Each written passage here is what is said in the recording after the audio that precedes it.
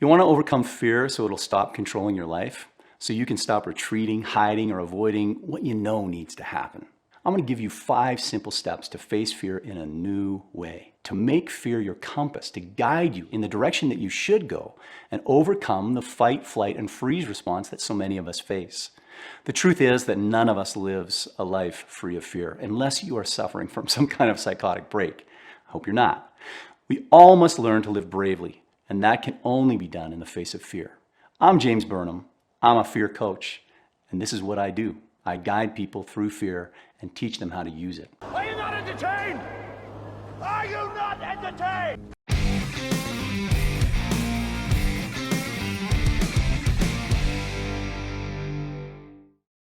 Here are my 5 steps. First, comfort is your enemy. Second, you got to do something uncomfortable every day. Third, visualize scenarios where you can intentionally face things that fill you with fear and excitement. Fourth, reframe whatever it is you're facing. And fifth, use fear as a compass to guide you towards things, not away. So let's get into these points. Comfort is your enemy.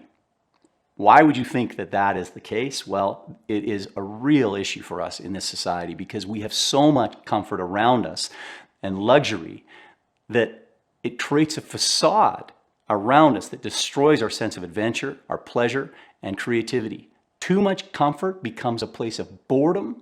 It becomes a place of inactivity. It becomes a place where you are just living to breathe.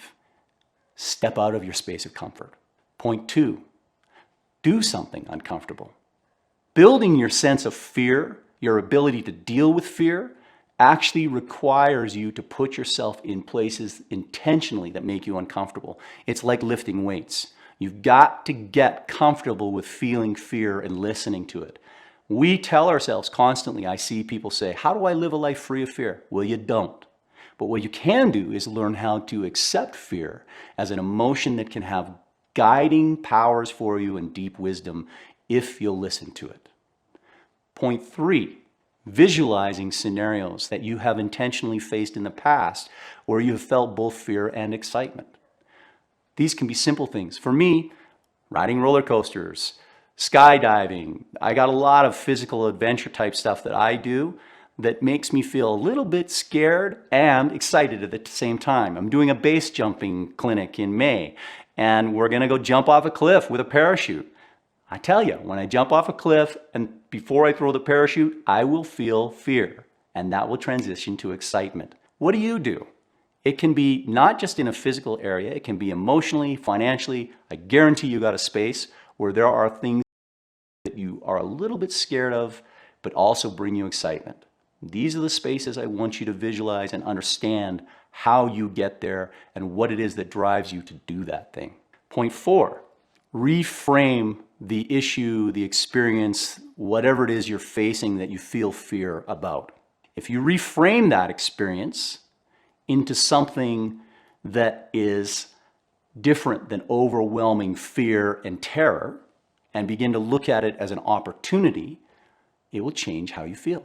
How we look at what we experience is how our body responds to it. In fact, the amygdala is the place where fear and excitement resides, in one spot of your brain. And how you choose to interpret what you're facing is what your body puts out in hormones for you. Are you going to get the hormones of fear, or are you going to get the hormones of excitement? I prefer the excitement over fear. I don't mind a touch of fear, but overwhelming fear can be paralyzing.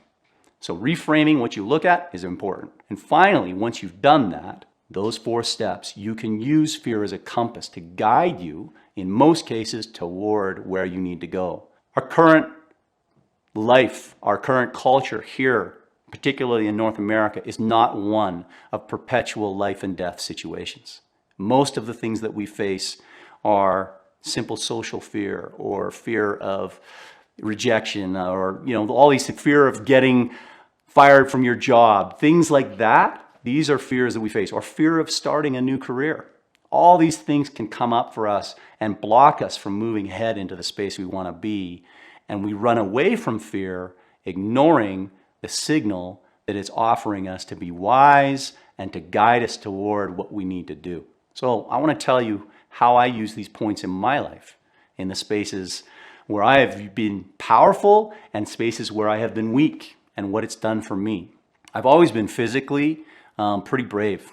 I just kind of was that kid that I would just do stuff that was maybe dumb because I liked it. I liked the fear of it. I would spend my time as a little boy up in trees, jumping around from branches and falling out of trees. I've broken bones. I've done all kinds of things, and it doesn't stop me because I don't have a huge fear of death. I have a fear of shame. That's where my biggest fear lies. And it was difficult for me to overcome that. But what I realized is that my fear of shame was keeping me from actually approaching and doing the things that I wanted to do the most. You know, I wanted to be a coach for years. For many, many years.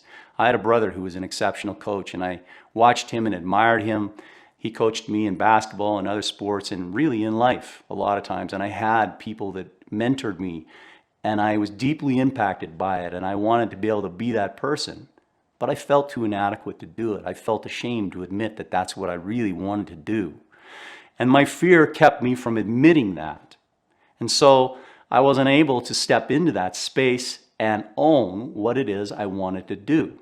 So what I realized as I was facing my life, these two big incongruities, really brave in physical spaces, I could build myself, go on adventure races, I could do kind of anything that I wanted, to understand that, well, I'm strong here, but I'm really weak here. And my weakness began to overshadow areas of my life that I really wanted to expand in. And so I had to accept the fact that I needed to be uncomfortable. It wasn't comfortable for me to, at the age of 43, go back and do an MBA. I felt really inadequate. I felt like I wasn't going to be smart enough. I honestly wasn't sure if I'd get accepted into a program. But I began to study the GMAT. I got a tutor because I'm terrible at math, and I was able to get a grade just good enough to get me into a school. It wasn't comfortable for me when I discovered that the only school that was going to take me was in France, away from my home. I was worried. What if I failed? I didn't feel like maybe I was smart enough to pull this off. It was very uncomfortable for me to face that. If I had stayed in my zone of comfort and continued in the job that I was in, I could have survived. I would have been fine, but I didn't. And then what I did, when I went and did my MBA, I had a mindset change because I was pushing into a new space and chasing something that I had never really wanted to admit I wanted to chase. I was going into a world of business and wanting to become a consultant, eventually a coach. And I decided I would say yes to anything that came my way. And I got asked immediately when I got to France by the people there to run for class president, class representative. And I didn't want to do it, but I had committed to doing this. So I ran. And I didn't get elected. And that was uncomfortable. It felt awkward. I took a look at that loss, and I looked at it as I would look at an athletic mistake, like missing a shot when I was playing a game. And I don't care. If I'm playing basketball and I shoot an air ball and everyone laughs at me, I can laugh too, because I know I can hit the next shot. At least I always think I can. But losing that election and not being class president was embarrassing for me. I didn't want to show up, but I reframed it. I looked at a way that I was good, and then I took that way that I showed up good in athletics and I reframed it upon this situation where I felt less capable. And I was able to then understand, yes, it's just a moment. It's okay. And I let it go. And then I was able to, the next semester, when they asked me to run again, say, you know what, I'll do it. I ran again and I got elected. I couldn't believe it. I was, I think, the oldest guy in the program at the time. And it was surprising for me.